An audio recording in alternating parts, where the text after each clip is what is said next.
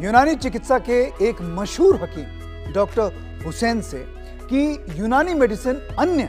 पद्धति की दवाइयों से अलग कैसे है और ऐसा क्या है इसमें कि इन दवाइयों का कोई भी साइड इफेक्ट नहीं होता। क्या ये सही है? जी हाँ, Unani medicine is very close to nature और यही सबसे मेन रीज़न है कि ये दूसरी सारे सिस्टम ऑफ हीलिंग या मेडिसिन से बिल्कुल अलग है।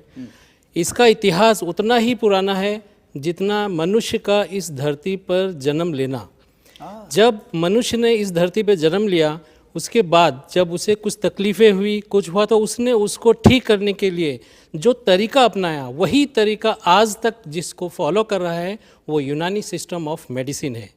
और यही वजह है कि जो फूड्स, जो खाने की चीज़ें हैं, क्योंकि मनुष्य के पास शुरू में ना तो वो केमिकल यूज़ करते थे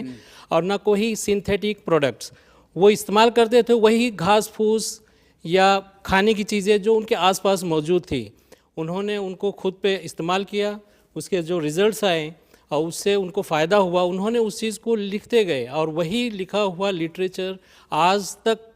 सेव है। और उसी को बुनियाद बनाकर यूनानी सिस्टम ऑफ मेडिसिन ने रिसर्च किया, उस पर लेबोरेटरीज़ में टेस्ट किए, बहुत सारे जो उसके फॉर्मुलेशंस बनाए गए। यहाँ तक कि इसके जो फादर ऑफ मेडिसिन है हिप्पोक्रेटस, जिनको दुनिया बुकरात के नाम से भी जानती है, ये हैरत की बात है सिर्फ हमारे लिए नहीं बल्कि पूरे दुनिया के लिए कि हिप्पोक्रेटस जो सिर्फ हमारा फादर नहीं है बल्कि आज के वो सारे सिस्टम, इवन एलोपैथी जिसको मॉडर्न साइंस कहा जाता है, वो भी इस बात को एक्सेप्ट करते हैं कि Hippocrates is nothing but their father.